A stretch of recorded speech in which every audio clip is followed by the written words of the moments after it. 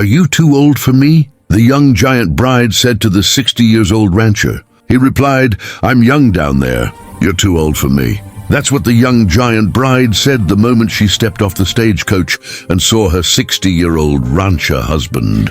For the first time, Willa Mae Thornton, 22, towering at nearly 6 ft tall with shoulders built from factory work, had traveled 17 days from Philadelphia as a mail-order bride. She'd read Garrett Sullivan's letters for 3 months. Beautiful letters, honest letters, but he'd never mentioned his age. Now she stood in the Wyoming dust, staring at a man old enough to be her grandfather, realizing she'd been deceived. The contract was signed. The marriage was legal. She was trapped. The silence stretched like barbed wire between them. Then the 60-year-old rancher smiled, not with arrogance, but with something that looked almost like sadness, and said 5 words that would change everything. "I'm young down there."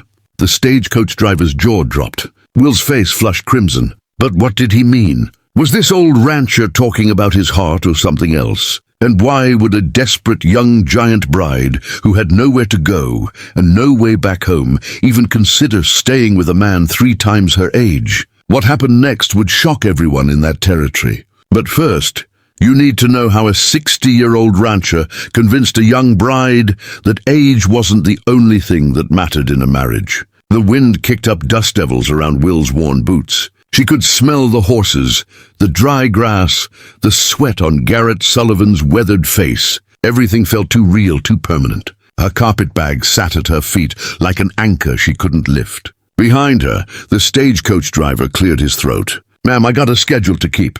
Will'n't move. Her mind raced through the numbers she'd memorized on the journey west. Fallout in her pocket. 1,700 miles back to Philadelphia. Her little sister, Constance, 12 years old, coughing blood in a factory where the air was thick enough to choke on. Her father drunk more days than sober, his leg shattered in an accident that left him useless. She'd signed the contract, taken Garrett's money for passage. The law was crystal clear about mail-order brides who refused their obligations. Breach of contract meant jail time or worse. Public shame so deep no decent person would hire her. Going back meant death. Slow death in the factories. Watching Constance fade like all the other girls. Staying meant living with this lie.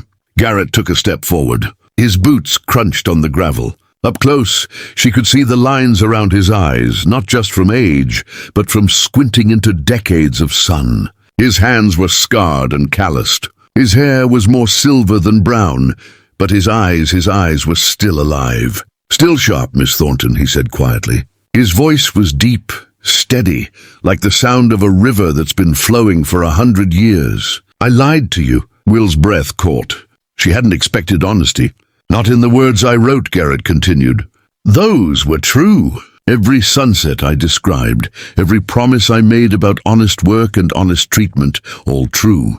But I didn't tell you about my age, and that was the same as lying." The stagecoach driver shifted uncomfortably. This wasn't the kind of conversation meant for witnesses. "Why?" Will's voice came out harder than she intended. "Why didn't you just tell me the truth?" Garrett looked away toward the mountains in the distance. "Because I'm a coward and a lonely one." He turned back to her. "I'm 60 years old, Miss Thornton. I got maybe 20 good years left if I'm lucky, and I've been alone for 15 of them. My wife died. My baby died. And every night since then, I eat supper at a table built for 4 with only 1 chair occupied." Something twisted in Will's chest. She recognized that kind of loneliness. She'd felt it in Philadelphia, surrounded by thousands of people who never saw her. "I wanted someone to know I existed before I died." Garrett said, "That's the truth. And I was willing to be dishonest to get it. That makes me a fool and a coward, but it don't make me a liar about everything else." The wind died down. Somewhere in the distance, a hawk cried out. Will studied him. This 60-year-old man who deceived her, who trapped her, who was now standing here admitting his sins like a man facing Judgment Day. "What happens now?" she asked. Garrett took a breath. "I'm proposing something. We get married tomorrow like planned, legal and proper. But we live as business partners. You run the house, help with the ranch when you're willing, and I pay you wages. Real wages. $50 a month saved in your name at the bank in town. After 1 year, if you still want to leave, you'll have 600, enough to start over anywhere. No lawyers, no shame, just freedom. Will's mind spun. 600, that was more money than she'd seen in her entire life. And if I refuse right now, then I'll pay your way back east tomorrow. I won't enforce the contract.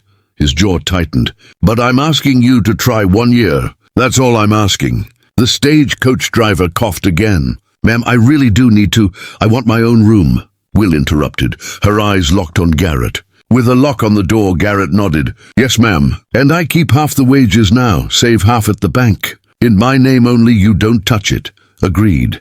And if you ever touch me without permission, if you ever make me feel like property instead of a person, I will shoot you with that rifle I see over your mantel. Through the window there, the hint of a smile touched Garrett's weathered face. I'd expect nothing less. Will picked up her carpet bag. The weight of it felt different now. Not like an anchor, like a choice. 1 year, she said. That's all you get. And if you waste it, that's on you. The stagecoach driver let out a relieved breath and climbed back onto his perch. The horses started moving, wheels creaking, leaving Will standing in the dust with a 60-year-old stranger who would become her husband. Garrett gestured toward the ranch house. I'll show you your room. It's got a good window facing east. You'll see the sunrise every morning. They walked in silence. Will notice things. The way Garrett moved, slow but sure, like a man who'd learned not to waste energy. The way the ranch house sat against the hillside, protected from the worst winds. The way everything looked worn but cared for. Inside, the house smelled like woods and coffee. It was cleaner than she'd expected, not spotless but organized, like a man who'd been living alone but hadn't given up entirely.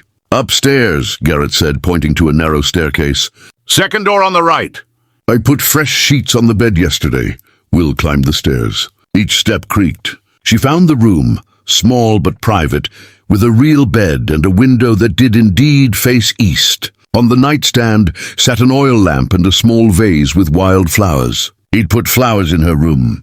She set down her carpet bag and sat on the bed.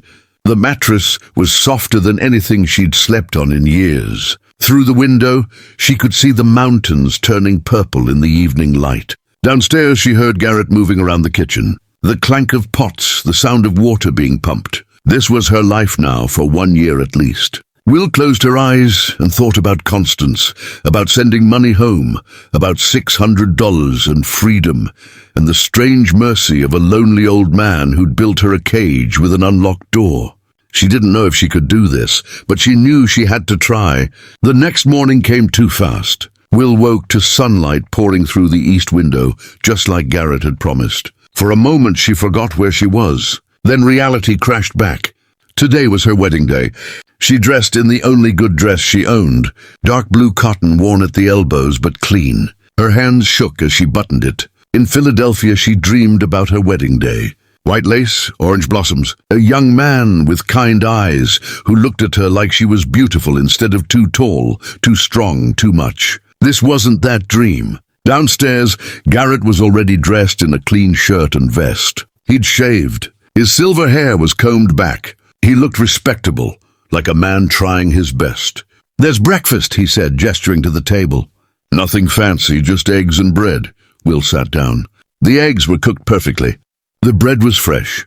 She ate in silence, tasting nothing. Pastor Michaels will meet us at the church in town at 10 lace.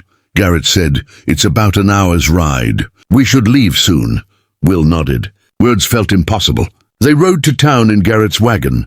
The morning was cool, the sky impossibly blue. Will watched the landscape roll by. Endless grass, distant mountains, a world so different from the cramped streets of Philadelphia. It felt like another planet. It's beautiful here, she said, surprising herself. It is, Garrett agreed. Lonely sometimes, but beautiful. The church was small, wooden, painted white. Pastor Michaels was waiting on the steps, a thin man with kind eyes and a Bible tucked under his arm. 2 towns, women stood nearby as witnesses, curiosity written all over their faces. The ceremony took less than 10 minutes. Will spoke her vows in a voice that didn't sound like her own. Garrett's voice was steady, certain. When Pastor Michael said, "You may kiss the bride," Garrett simply took her hand and squeezed it gently. No kiss, just respect. And somehow that made Will's throat tight with something she couldn't name. They signed the papers. The witnesses signed. It was done. Willa Mae Thornton was now Willa Mae Sullivan, wife to a 60-year-old rancher she'd known for less than 24 hours. On the ride back, Garrett spoke. I know this isn't what you wanted, but I'll do my best to make it bearable. That's my promise to you. Will looked at him, really looked at him, at the lines in his face, at the sadness in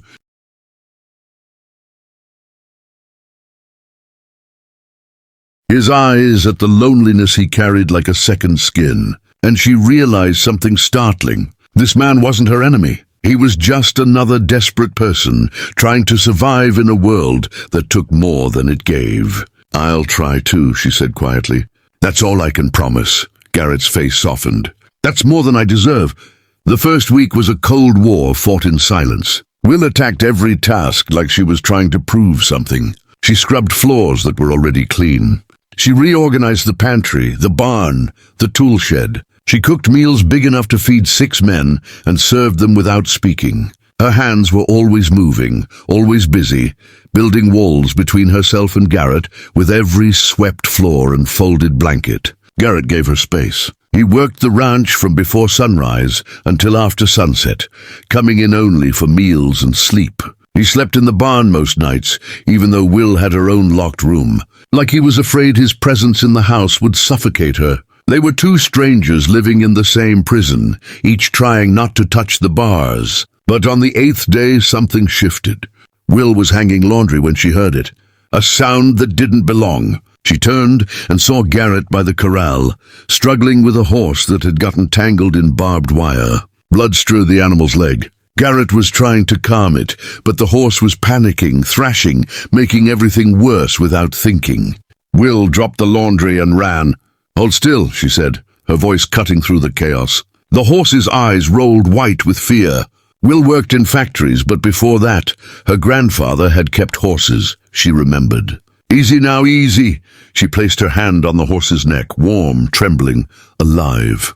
Garrett stared at her. Miss Sullivan, you should step back. He's dangerous when he's scared. Will interrupted.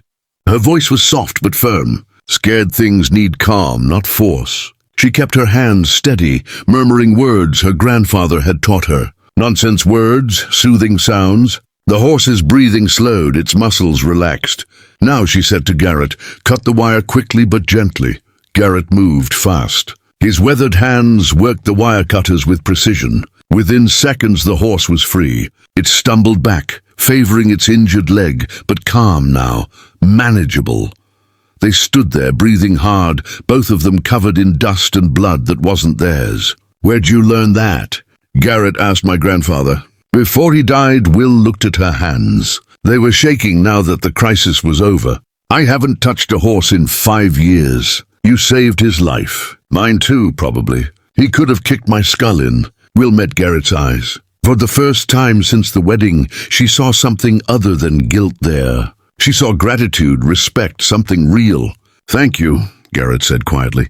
You're welcome. That night, for the first time, they sat together after supper, not talking much, not touching, just existing in the same space without anger between them. It wasn't friendship, it wasn't love, but it was the first crack in the walls they'd built. And through that crack, something unexpected began to seep in. The possibility that maybe, just maybe, this arrangement could become something more than survival. Outside, the Wyoming wind howled. Inside, 2 lonely people sat by firelight, learning how to share the same silence. October came with cold mornings and colder nights. Will had been at the ranch for 6 weeks. She'd saved $75 at the bank in town, money that sat in an account with only her name on it. Freedom money, escape money, money that somehow felt heavier every time she added to it. She told herself she was counting down the days. Told herself that when the year ended, she'd take her $600 and disappear. Start fresh somewhere new, somewhere she'd chosen. But her body was telling a different story. She'd started noticing things. The way Garrett always made sure the coffee pot was full before she woke up. The way he'd fixed the squeaky hinge on her bedroom door without being asked. The way he moved through the world with quiet competence, never wasting words, never wasting motion, just doing what needed to be done. He was kind, not in a loud way, not in a way that demanded gratitude, just steady, reliable kindness that showed up every single day. It was starting to scare her. Then the wolves came. Late October, a pack started hunting near the ranch. Garrett found 2 chickens dead one morning, torn apart. He set traps, built higher fences, but the wolves were smart, hungry, desperate. As the weather turned 3 nights later, Willie woke to screaming. Not human screaming, animal screaming, high-pitched, terrified. The chickens! She bolted out of bed in her nightgown, grabbed the rifle Garrett kept by the door, the one she'd threatened to shoot him with, and ran outside barefoot into the freezing night. The wolf was massive, grey as smoke, eyes like lantern light. It had already killed 3 hens. Blood soaked the ground. The wolf turned toward her, and Will raised the rifle. Her hands shook. She'd never fired a gun in her life, never killed anything. The wolf's eyes locked onto hers, and she saw something there. Not evil, just hunger, just another desperate creature trying to survive. Her finger froze on the trigger. The gunshot exploded behind her. The wolf dropped instantly, a clean shot to the head. Will spun around. Garrett stood in the doorway in his undershirt, revolver still smoking in his hand. His chest heaved. His eyes were wild with fear, not of the wolf, but for her. "Are you insane?" he shouted. His voice cracked with emotion she'd never heard from him before. "You ran toward a wolf in your nightgown, with a gun you don't know how to use." Will's legs gave out. She sank to her knees in the cold dirt, the rifle clattering beside her. Her whole body shook, not from cold, but from the crash of adrenaline and fear and something else she couldn't name. Garrett crossed the yard in 3 strides and dropped to his knees beside her. For a moment they just stared at each other. Then, without asking permission, he pulled her against his chest. She should have pushed him away. Should have remembered her rules about touching. Should have been angry. Instead, she buried her face in his shoulder and let herself be held. "I couldn't shoot," she whispered. "I froze." "You didn't freeze," Garrett said, his voice rough. "You ran toward danger to protect what was yours. That's not freezing. That's courage. Stupid, reckless courage. But courage." Will pulled back enough to look at his face. In the moonlight, she could see tears on his weathered cheeks. "Why are you crying?" she asked. "Because you could have died." His voice broke. "And I realized I couldn't bear that. I know I got no right to care about you like that.